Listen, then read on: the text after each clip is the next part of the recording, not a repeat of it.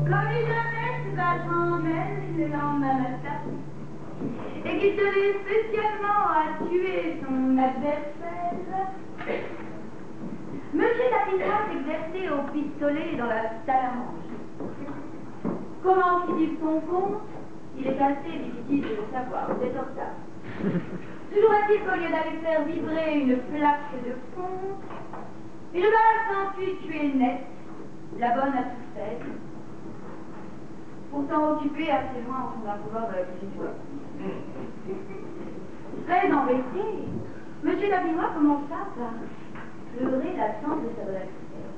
Il avait une véritable affection pour cette fille qui lui était en réalité très précieuse.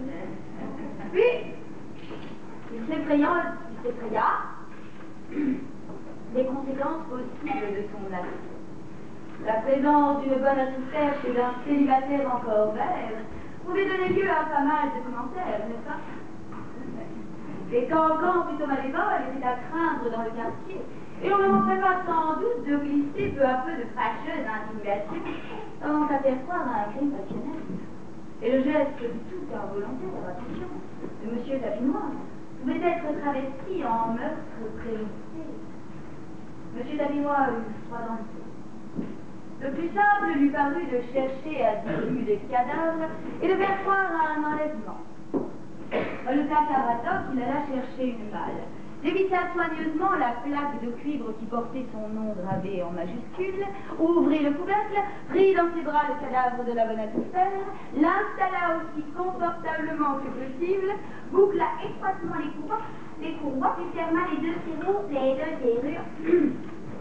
puis allez, à double tour pour plus de sûreté. Je ne sais pas si vous avez remarqué, mais rien ne notre histoire que de tuer une bonne à tout faire, même sans le faire exprès. Et en soi, Monsieur Tapinois alla s'attabler devant des bottes à la proche brasserie. C'est bon? Là, il réfléchit.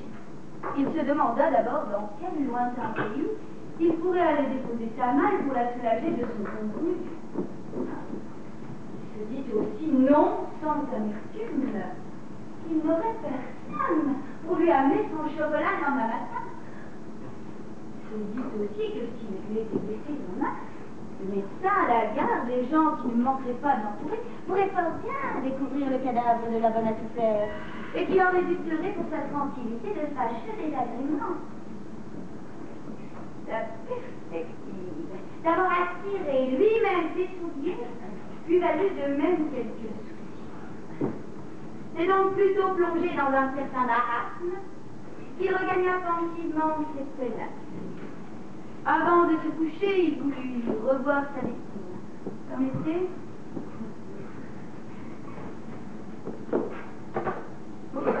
Il alla chercher sa malle, ouvrit le couvercle, prit une lampe pour mieux voir, puis se pencha sur l'ouverture.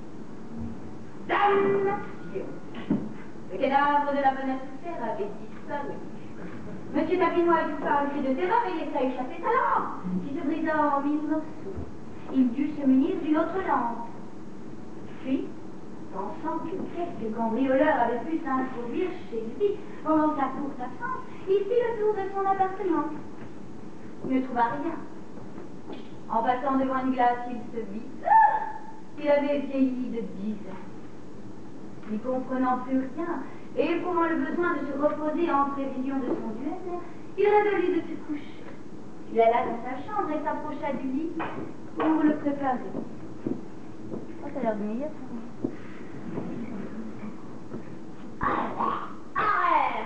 Le cadavre de la bonne à tout faire était dedans. Monsieur Tapinois étouffa un cri de terreur et laissa échapper sa lampe, qui se brisa en 1000 morceaux. N'ayant jamais possédé que 2 lampes, il dut se munir d'un bouchoir quand il revint près du lit. Déjà, le cadavre de la bonne à tout faire avait disparu. Monsieur Tapinois se regarda dans la glace. Il avait encore vieilli de 6 ans. Puis, il se déshabilla. Je ne sais pas si vous avez remarqué, mais beaucoup de gens, avant de se coucher, ont l'habitude de prendre quelques petites précautions. Il alla chercher dans sa table de nuit un récipient de faïence grossière. À horreur! Le cadavre de la bonne atmosphère était dedans. Monsieur Tabinois étouffa un cri de terreur et laissa échapper son récipient, qui se brisa en 1000 morceaux. Déjà, le cadavre de la bonne atmosphère avait disparu. Monsieur Tabinois se regarda dans la glace. Il avait encore vieilli de 10 ans. Minuit sonna. Monsieur Tabinois frissonna. Puis, il lui souvint qu'il avait oublié de remonter sa montre. Ça arrive. C'était une vieille montre appelée l'héritage de son grand-père. Permettez, merci.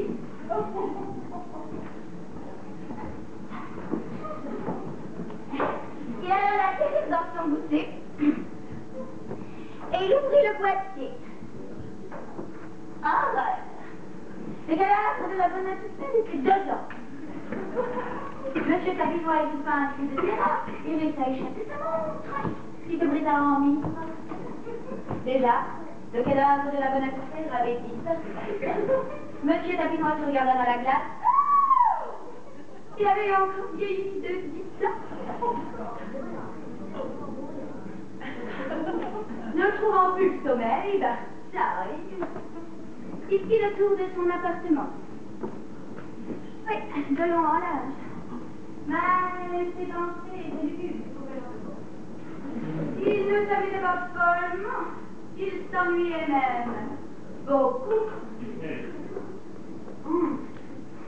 Tellement qu'il bâilla.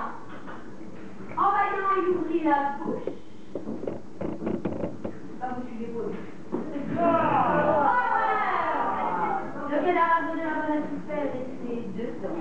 Monsieur Tabinois étouffa un cri de terreur et laissa échapper sa bouche, qui se brisa en 1000 morceaux.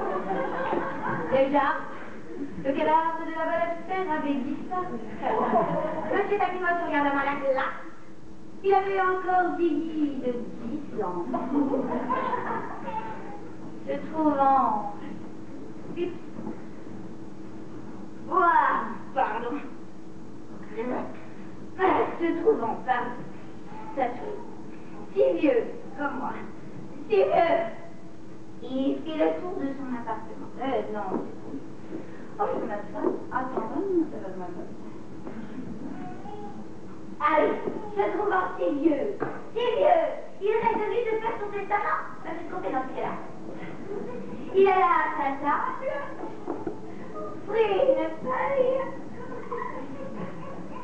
et écrivit: devant me battre en duel demain matin et redoutant une issue fatale, je crois bon de devoir faire mon testament. Ici, là, il ouvrit une parenthèse. Horreur! Merci de dire. Le cadavre de la bonne atmosphère était dedans. C'est très ça. Cette histoire pourrait en durer encore bien longtemps. Mais comme je vous ai assez vu, je crois qu'on en restait là. Et de terminer ma soirée avec des hommes de mauvaise vie.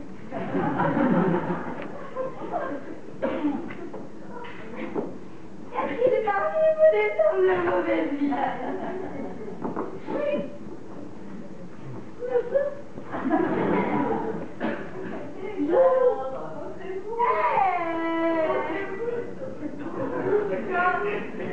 J'en doute pas assez l'instant, c'est ça que je voulais alors. C'est ça. Ça fait mon sang. On peut être aussi sur la fête, mais jamais sur la fête.